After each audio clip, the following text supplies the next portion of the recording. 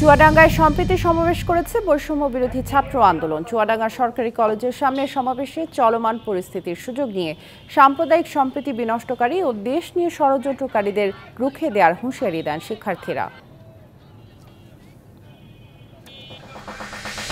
পাবনা সদর sub registrar Yusuf আলীর বিরুদ্ধে সীমাহীন দুর্নীতি ও অনিয়মের অভিযোগ এনে মানববন্ধন ও স্মারকলিপি প্রদান করেছে ভুক্তভোগীরা। দুপুরে পাবনা কোর্ট চত্বরের সাব রেজিস্ট্রার অফিসের সামনে ঘণ্টাব্যাপী এই মানববন্ধন কর্মসূচি পালন করা হয়।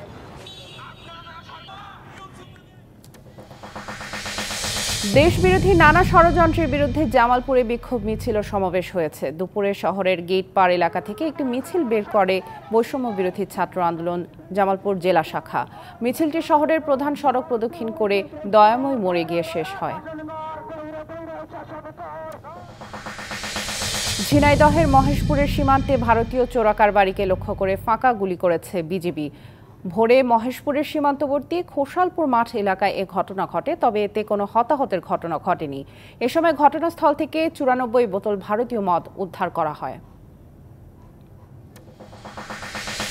ঝিনাইদহ সদরে পূর্ব শত্রুতার জেরে আল আমিন নামে এক কৃষকের 750টি কলা গাছ কেটে দিয়েছে প্রতিপক্ষ সালেহ ও মামুনের সমর্থকরা।